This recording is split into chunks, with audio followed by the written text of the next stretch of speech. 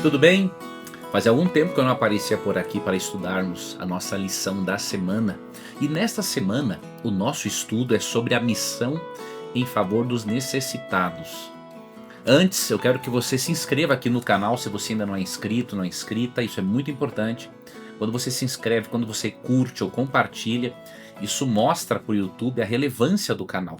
E aí, mais pessoas vão receber esse tipo de conteúdo. Então, quando você faz esse simples gesto, você está sendo de alguma forma uma evangelista, porque muito mais pessoas vão receber este conteúdo aqui, tá bom? Então eu conto com você. Vamos lá. Missão em favor dos necessitados. Trabalhar pelas pessoas é tão importante, né, que no juízo final isso terá um peso significativo. Você pode pensar assim, então é salvação pelas obras? Não é. É que as obras, mesmo não sendo o meio de salvação, mesmo elas não tendo é, função meritória, as obras demonstram o tipo de fé que nós temos. Então, quando Jesus, ali em Mateus 25, 31 a 46, apresenta o cuidado com os necessitados como sendo parte do estilo de vida dos salvos, ele não está dizendo que a salvação é pelas obras, mas ele está dizendo que os salvos sim praticam boas obras. E tem que ser assim, porque quando aceitamos a Cristo como Salvador, de acordo com 2 Coríntios 5,17, nos tornamos novas criaturas. Ok? Então aqui em Mateus 25:40, por exemplo, ele diz assim: o rei respondendo lhes dirá: em verdade lhes digo que sempre que o fizeram a um destes meus pequeninos irmãos, foi a mim que o fizeram. Então as obras, elas demonstram sim se a fé que eu tenho, ela é transformadora ou não, se ela impactou ou não a minha vida. Agora, você não pode realmente ajudar aos necessitados com o motivo errado e nem do jeito errado. O que seria ajudar aos necessitados com motivo errado? Obter salvação. A salvação, de acordo com Efésios 2, 8 e 9, é pela graça. É um presente, é um dom que recebemos de Deus através da fé em Jesus Cristo, como lemos também em Romanos 5:1. Então esse é o primeiro detalhe. Não pratique obras pelo motivo errado. Porque se você praticar boas obras e não aceitar a Cristo como seu salvador pessoal, isso não vai contar para a tua salvação. Ok? A pessoa poderá sim ser menos castigada no lago de fogo, mas se não aceitar a Cristo como Salvador, que é o único caminho que conduz à salvação, não tem como, não tem outro meio. Então não é ser uma pessoa boa que nos garante o céu, é aceitarmos a Cristo como nosso Salvador. Outro detalhe, você também não pode ajudar os pobres do jeito errado, não apenas o motivo, mas também do jeito errado. Por exemplo, dividir o que é dos outros e não dividir o que é seu. Isso é do jeito errado, isso é uma arrogância sem tamanho. Né? Então, por exemplo, o socialismo barato. Né? O socialismo barato quer dividir o que é dos outros, mas não divide o que é dele. No socialismo barato, o capitalismo é para ele, mas para os outros é socialismo. Não, um cristão sério, comprometido com a Bíblia, não vai fazer nenhuma dessas duas coisas. Se você quer aprender a ajudar aos necessitados, aos pobres, você tem que ler a Bíblia. Você não tem que ir para o lado do marxismo, não é? Você não tem que também adotar a filosofia. Estou falando da filosofia espírita, né, que é uma espécie de salvação pelas obras. Também tem algo a respeito disso no catolicismo, ok? Você não adota isso. Esses irmãos sinceros no espiritismo, no catolicismo, são pessoas por quem Cristo morreu, e há pessoas maravilhosas que Cristo usa sim para fazer o bem, ok? Mas a salvação não envolve isso. A salvação não é por méritos. Então você não pode praticar as obras do jeito errado e nem pela motivação errada, como por exemplo alguns socialistas que dividem o que é deles, o que é dos outros, na verdade, mas não dividem o que é deles. Então isso é hipocrisia. Tá? Então o que você tem que fazer? Ir à Bíblia, ler obras conservadoras. E eu vou indicar aqui para você logo mais algumas obras. Tanto uma obra sobre a ajuda aos pobres, quanto uma obra importante sobre missiologia. Se você gosta de missão, que é o tema desse trimestre, né? Estamos estudando sobre missiologia, a missão de Deus é a nossa missão. Eu vou indicar também para você uma obra que eu já deveria ter indicado, na verdade, só que com essa correria e tudo mais eu acabei esquecendo. Após essas observações, que eu creio que serão úteis para você, vamos aqui nos determos na nossa lição. Tá? Eu tenho aqui o guia de estudos da lição da escola sabatina. Você que é um irmão de outra igreja, você deve de ter a sua lição, que é a lição da escola dominical. Ela é uma lição que corresponde em metodologia a esta, mas os temas, obviamente, são diferentes, ok? Então essa aqui que eu tenho é a lição da escola sabatina desse último trimestre. Se você não adquiriu ainda, seria importante. Mesmo que estejamos aqui na lição de número 8, ainda tem outras lições, é um material extremamente barato e vale a pena ter como guia de estudos para você se aprofundar no conhecimento da palavra de Deus. Vamos aqui abordarmos então as questões da nossa lição, nosso resumo dessa semana, e eu espero que seja mais uma vez uma bênção para o seu estudo da Bíblia. A questão número 1 diz assim: leia Lucas 5, 17 a 26. Quais são algumas lições sobre missão e ministério que tiramos dessa história? Aqui nós percebemos uma lição de fé de amigos. Eu gosto de uma expressão que o pastor Mark Finley usou há vários anos, né, o evangelismo da amizade. Você evangeliza de forma muito mais eficaz quem é seu amigo. Né? Então, a primeira coisa que nós fazemos é ser amigos das pessoas, demonstrarmos um real interesse por elas. E aqui nessa história desses amigos que levaram um homem até Jesus, um homem que tinha uma doença, ele não conseguia caminhar, né? Aqui em Lucas 5, 17 a 26, nós vemos essa história, e aqui nós podemos tirar algumas lições. Né? A pergunta número 1 nos pergunta quais são essas lições que nós podemos tirar aqui de Lucas, capítulo 5, 17, né, a 26. Então, quando esses homens carregaram um amigo paralítico até Cristo, eu não vou ler aqui os versos agora, mas eu quero dizer para você quais são as lições que nós podemos tirar daqui. O que eles fizeram? Número 1, eles conduziram o amigo a Cristo. Né? Ele não poderia ir até Jesus sozinho, naquelas condições nas quais ele se encontrava. Então eles conduziram este amigo a Cristo. Depois nós vemos trabalho em equipe. Um homem não seria suficiente para carregar aquele outro homem e descê-lo por um telhado até a presença de Jesus. Então, trabalho em equipe. Terceiro, perseverança. Não foi fácil carregar um homem para por cima de um telhado, baixá-lo, né, numa cama, num lençol. Não foi simples. Então teve que ter ali perseverança. Eles tiveram que superar as dificuldades, né? E nós superamos no evangelismo dificuldades de ordem espiritual e de ordem natural. Tá? Aplicando agora o texto à nossa realidade, né, as dificuldades espirituais encontramos, por exemplo, em Efésios 6,12, não é? Ali é dito que a nossa luta não é contra seres humanos, mas contra principados, poderes espirituais do mal. Então nós temos dificuldades espirituais e temos também as dificuldades naturais.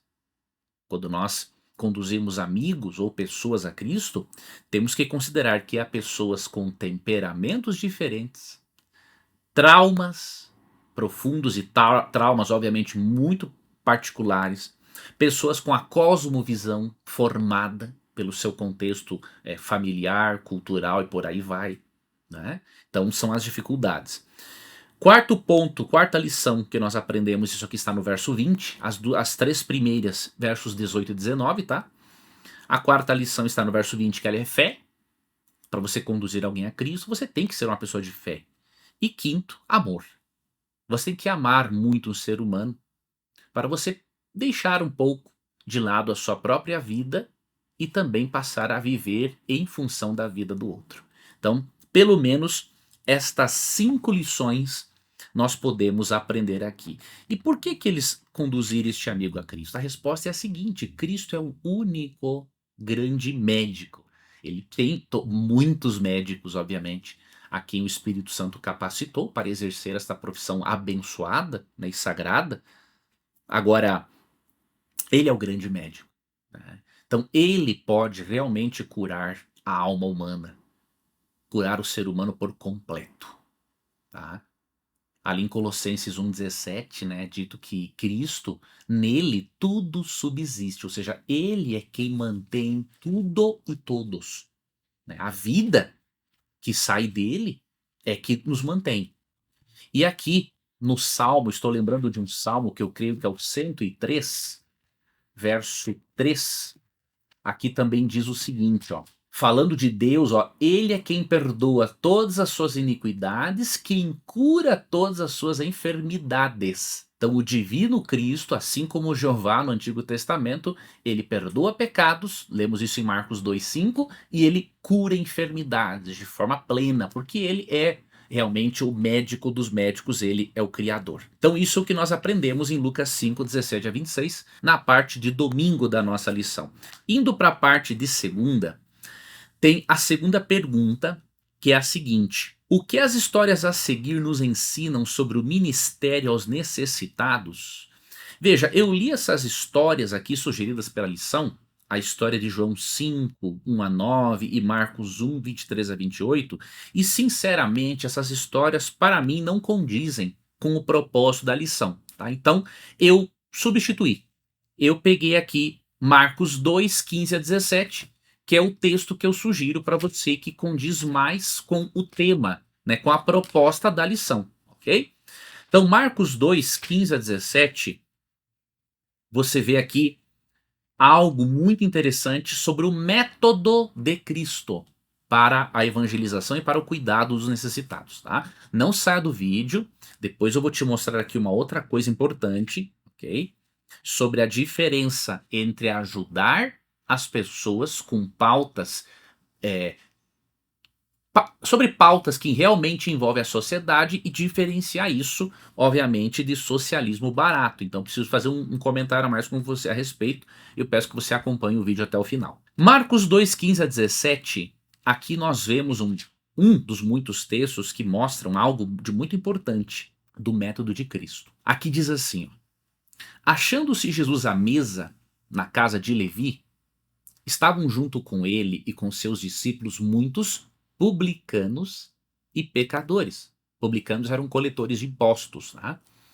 Odiados pelos judeus, ainda mais se esse publicano fosse judeu. Porque estes eram muitos e também o seguiam. Os escribas dos fariseus, vendo Jesus comer em companhia, destaque esse termo, companhia dos pecadores e publicanos, perguntavam aos discípulos dele: por que ele come e bebe com os publicanos e pecadores? Tendo ouvido isto, Jesus lhes respondeu: os sãos não precisam de médico, e sim os doentes. E não vim chamar justos, e sim pecadores. Olha o método de Cristo. Cristo, ele se misturava com as pessoas. Não tem como você ser o sal da terra e a luz do mundo, Mateus 5, 13 a 16, se você não dá sabor à vida das pessoas, se você não leva luz a essas pessoas. Agora, não podemos confundir misturar-se com as pessoas e confundir isso com misturar-se com o comportamento errado delas. Né? O que acontece? Jesus, ele estava com as pessoas. Jesus não tinha frescurite. Jesus não era arrogante. Jesus estava com as pessoas. Agora, Cristo influenciava e não se deixava influenciar. Ok? Então, o que você faz? Você tem que, e eu temos que fazer a mesma coisa. Óbvio que você e eu precisamos da ajuda realmente divina para isso, porque nós temos uma natureza pecaminosa e a nossa tendência é fazer as coisas erradas. Então, precisamos da ajuda de Deus, tá? Para nos mantermos, né, dentro dos seus caminhos. Mas você precisa entender que você tem que estar com as pessoas. Agora, você não deve se misturar com as pessoas nos erros delas. Por exemplo, você não vai passar agora a frequentar uma boate porque você tem que evangelizar. Não tem lógica isso. O que diz o Salmo capítulo 1, né? Bem-aventurado aquele que não se assenta na roda dos escarnecedores. 1 Coríntios 15, 33 diz que as más conversações corrompem os bons costumes. Se chegar um momento em que Deus toque você onde quer que você esteja para atuar na vida de alguém, com certeza você vai fazer isso. Tá? Agora, não justifique o gosto por lugares indevidos, né, dizendo o seguinte: eu vou lá porque eu vou influenciar as pessoas. Não é assim que as coisas funcionam, tá? Cristo estava com os pecadores, mas não com os pecadores nos pecados deles. Então esse é o método de Cristo. E Cristo, o que ele fazia? Ele se misturava com as pessoas, ele conquistava, ele ministrava as necessidades delas, conquistava a confiança delas e depois dizia: siga-me, né? Então esse é o método de Cristo.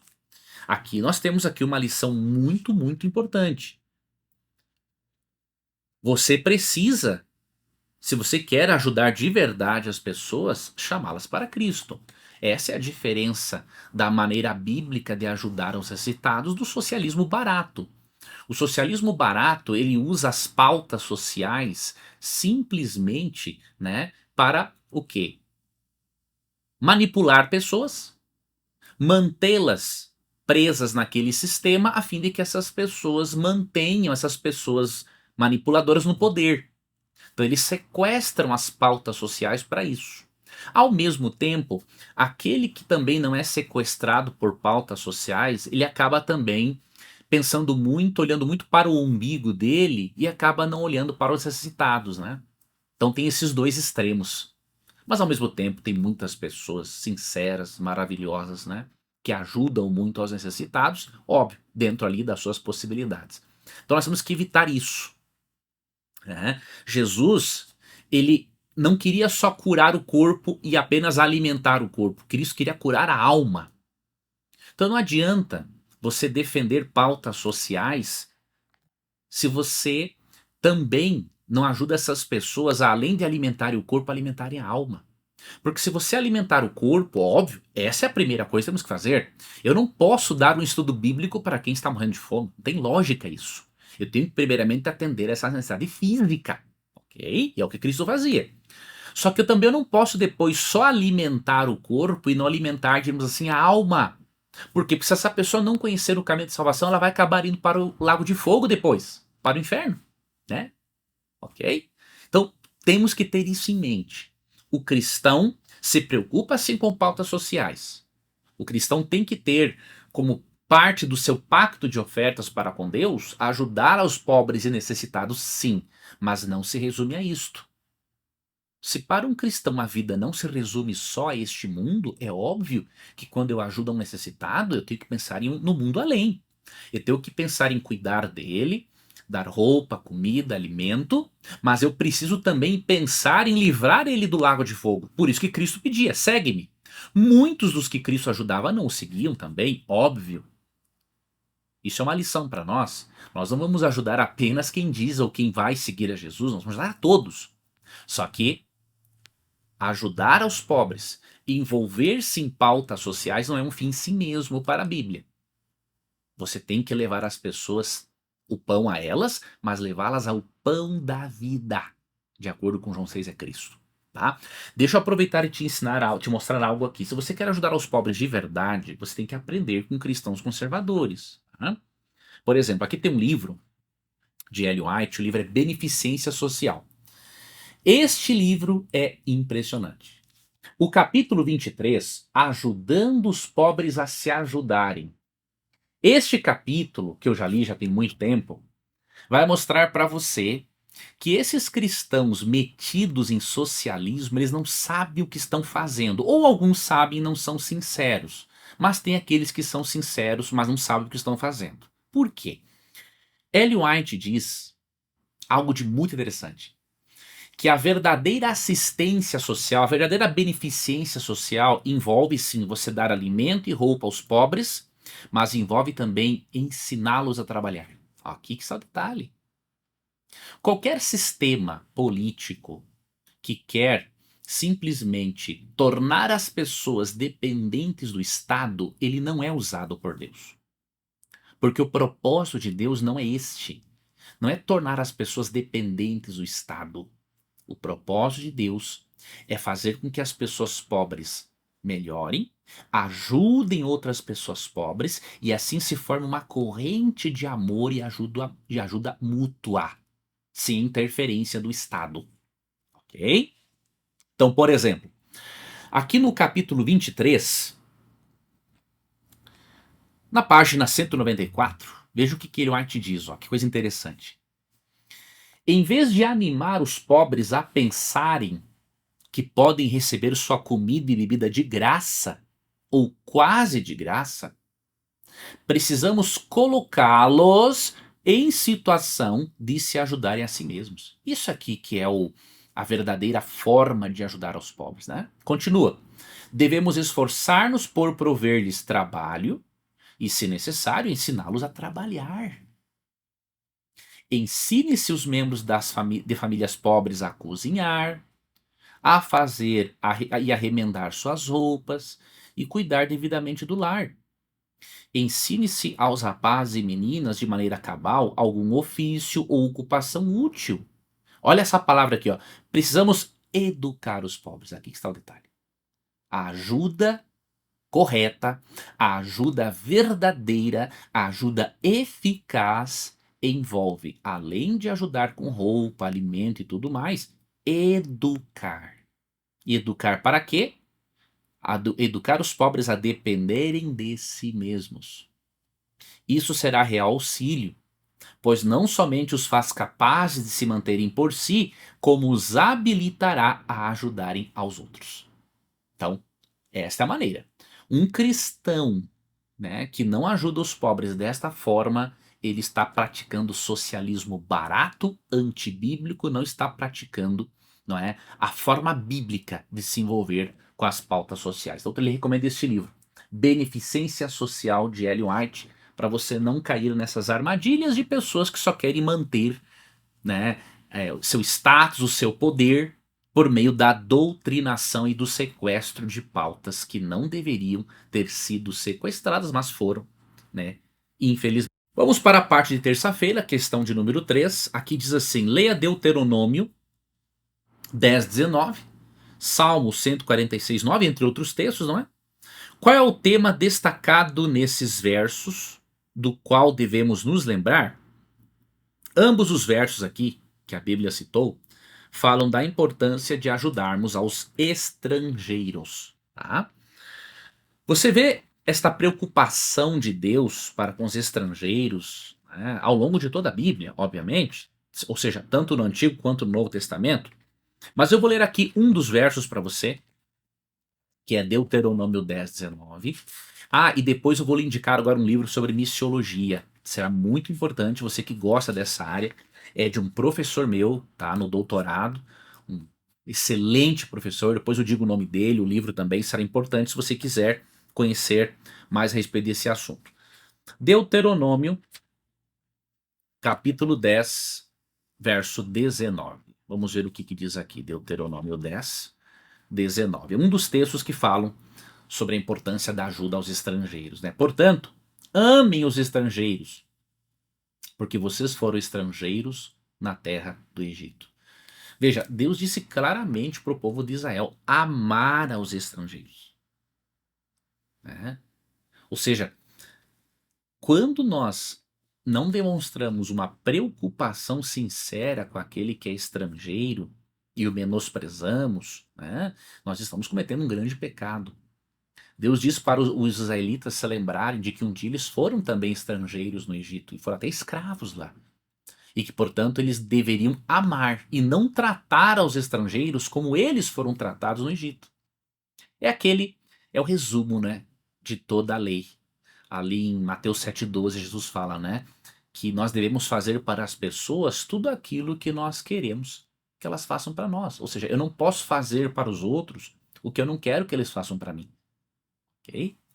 E se você já passou, como eu, pela dificuldade da língua, só por alguém de um outro país ajudar você no seu idioma, como isso é importante, né? Coisa ruim é você estar num outro país cujo idioma você não domina ou você está aprendendo e você muitas vezes não conseguir se expressar e aí aparece alguém para te ajudar, tá? Então, estou falando aqui de algo mínimo, né? Então imagine em outras situações. Ok? Então lembre-se, olha, da mesma forma que eu gostaria que alguém me ajudasse se eu estivesse num país estrangeiro cujo idioma eu não domino, então eu também vou ajudar aquele que se encontra aqui no meu país, na minha igreja. Tá? Até a lição sugere, né, que se você frequenta uma classe da lição da escola sabatina, ou você que é um irmão evangélico, né, uma lição da escola dominical, você tem a sua classe, ou você que é um irmão católico, não é? Tem ali os seus grupos de estudo, de repente convidar alguns irmãos, formar aí um ministério, digamos assim, um mini ministério, para ajudar pessoas estrangeiras que se encontram na sua cidade. Olha que interessante, é uma sugestão excelente, né, para trabalharmos. Eu quero aqui, antes de seguir na parte de quarta e quinta e finalizarmos a lição, eu quero te indicar aqui um livro muito interessante, até vou deixar o link dele na descrição do vídeo. É o link da obra do pastor Silvano Barbosa, meu professor no doutorado, né, estudei com ele. Ele é especialista na área de missiologia, ok? E aí tem este livro aqui, ó, Em Missão, Fundamentos, História e Oportunidades. E isso aqui foi escrito por um especialista, né? Então ele fez o seu doutorado e PhD, né, na Andrews University, lá nos Estados Unidos. O pastor Barbosa é muito envolvido com missão, com missiologia, pessoal muito experiente, né? E aqui ele fala de vários aspectos da missão. Ele faz aqui, primeiro ele começa com uma breve descrição histórica, né, da missão. Ele dá, obviamente, um destaquezinho da missão na Igreja Adventista do Sétimo Dia, porque ele é da Igreja Adventista, mas mesmo que você não seja, né, 90 e poucos por cento do livro, com certeza é para todos, ok? Então esse livro vai ser muito interessante. E ele tem uma experiência também com missões, né? Então ele já trabalhou em outros lugares e com certeza esse livro aqui vai ser uma benção. Tive a oportunidade de estudar esse livro, né, quando eu fiz a matéria com ele. Então eu recomendo muito esse material. Já deveria ter indicado esse livro, acabei esquecendo por causa dos muitos compromissos, mas graças a Deus eu pude indicar e vou indicar até mais vezes aqui ao longo desta lição, porque eu creio que todo aquele que se preocupa com a pregação do evangelho, que gosta da missiologia, deveria ter um livro desse, tá bom? Esse livro aqui é da Unas Press, Imprensa Universitária Adventista. Depois eu vou deixar ali o link, ou do livro, ou do WhatsApp, eu vou ver qual é que está sendo a melhor forma agora de contato, ok? Para você poder ter esse livro, se for aí do seu interesse, eu creio que vai ser, tudo bem? Vamos lá então, pergunta do número 4, estamos indo para o final. São 5 perguntas, né? A lição dessa semana, pergunta número 4. Na parte de quarta-feira, falando sobre ajudar aos que estão feridos, aqui também fala dos que estão feridos nas suas emoções, né? Fala das feridas emocionais. A questão do número 4, ela nos traz aqui a seguinte pergunta. Depois de citar Lucas 4,18, a lição pergunta assim: o que Jesus fez e o que nós também, em nossa própria esfera, devemos fazer pelos necessitados? Quando você vê Lucas 4,18, você vê que Cristo também ajudou as pessoas que estavam feridas emocionalmente. Vamos ler o texto? O Espírito do Senhor, o Espírito Santo, está sobre mim, porque ele me ungiu para evangelizar os pobres, enviou-me a proclamar a libertação aos cativos e restauração da vista aos cegos, para pôr em liberdade os oprimidos. Tá? Então o que você vê? O evangelho envolve uma transformação, tanto da mente, tanto do aspecto espiritual, quanto do lado emocional. O evangelho envolve ajudar as pessoas fisicamente, que fala de ajudar aos pobres, né? Mas fala também de ajudar as pessoas emocionalmente, porque fala aqui em libertação dos cativos, pôr em liberdade aos oprimidos, tá? Então, nós precisamos levar o evangelho de uma forma que as pessoas percebam que até mesmo no aspecto emocional o evangelho vai contribuir. E eu falo isso, amigos, pela minha experiência como pecador, né? O evangelho me deu toda a estrutura, não apenas para eu buscar a cura, mas para eu buscar o devido tratamento psicoterápico, psiquiátrico, por exemplo, para depressão. Eu tive depressão, hoje eu ainda tenho um pouquinho do toque, não é? Tiques nervosos, você me vê fazendo isso, tenho desde os 5 anos, é um transtorno de ansiedade, já está bem melhor, mas não tem ainda uma cura definitiva, pelo menos no momento para mim, mas Deus tem me ajudado até aqui, não tem um porquê de não continuar me ajudando, né, a viver com isso, estou bem melhor do que eu estava antes. Mas só para te contar o quanto o evangelho faz a diferença, quando eu tinha 25 anos de idade, eu tive uma das piores crises depressivas da minha vida, né? Eu perdi 15 quilos em 20 dias. E foi a leitura do Novo Testamento, eu li o Novo Testamento em 20 dias, que me deu sustentação emocional, espiritual, e que me deu forças para eu buscar um tratamento com um bom psiquiatra e também um bom psicólogo. Na época, eu comecei a me tratar, né? E aí a diferença foi tremenda. Então veja, se naquele momento de desesperança eu não tivesse tido a esperança da palavra de Deus e a força do evangelho, eu não teria aguentado, ok? Então veja, tem que ter uma união entre o auxílio para atender necessidades físicas das pessoas, emocionais e espirituais, tá? E muitas vezes você pode fazer isso como? Ouvindo uma pessoa que precisa ser ouvida, dando um bom conselho, conforto, não é? Falando de promessas bíblicas que atendam às necessidades emocionais daquela pessoa. Então veja, são formas extraordinárias. Não é um substituto para um tratamento, ok? Mas é um complemento, é uma base para a pessoa poder suportar e seguir no seu tratamento impressionante. Então isso eu falo por mim mesmo, ok? Então faça como Cristo, ajude também as pessoas emocionalmente, isso é vital.